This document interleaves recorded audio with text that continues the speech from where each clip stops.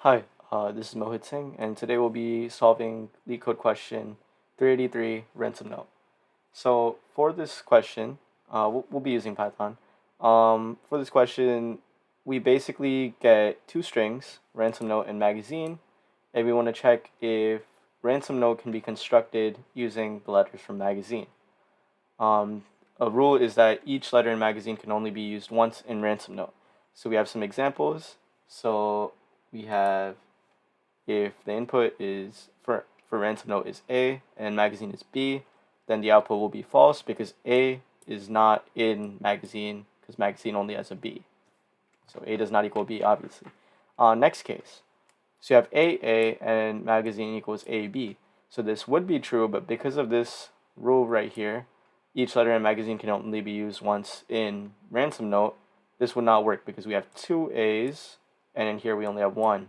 So if this had AAB, it would work just as it does in this case. That's why this outputs as true. So there's two different ways we'll be going over how we could solve this question. One is, I'll just code it out. First, we could maybe turn magazine into a list. So let's just do mag equals not mag equals list of markers. So we turn magazine into a list, and then we could just simply check each character in Ransom Note. So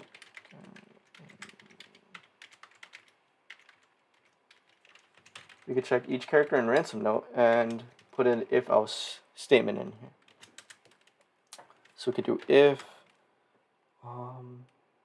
char is in mag, and then as a second situation, we could put in else. So if char is in mag, we know that currently it is true and it could continue. If it's not in mag, we just know it's not going to be true, so we can just return false, so the code doesn't have to go on longer. So if character is in mag, so make sure that we don't end up with this case where it may check A is in here and then check the second A and check if it's in here and return true. We want to make sure it realizes that there's two A's as input in Ransom Note and only one in magazine. We could simply just remove, using dot remove, the value, so dot remove char. And then by doing this, at the end of this for loop, we should just return true, assuming the if statement is true every time. So let's see if that works. Oh, yes. Did I spell that wrong? Yes, I did. Okay, sorry. Okay, yeah. So it works faster than 85%. And now we can look at a different case. So this way, we put it into a list and then check if the values are in the list.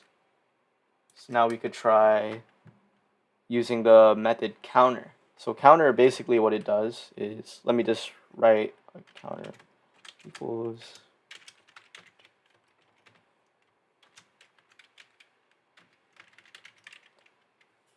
so we could do a counter like this, and we're going to make one for both.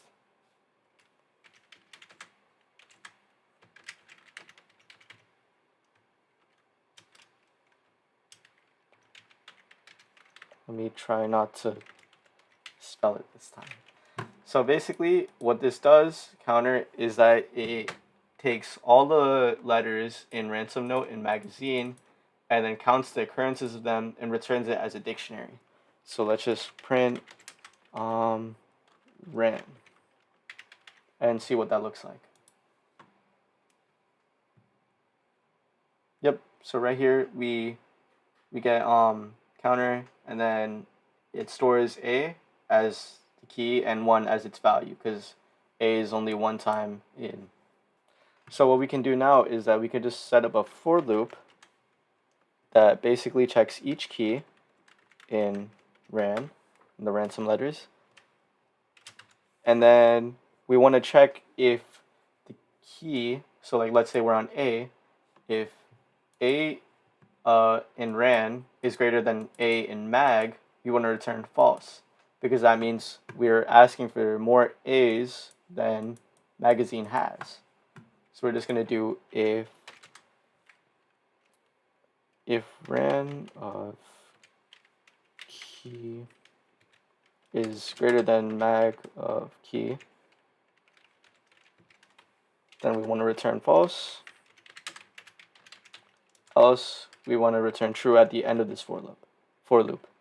So return true. So let's try that. Yep, so this also works.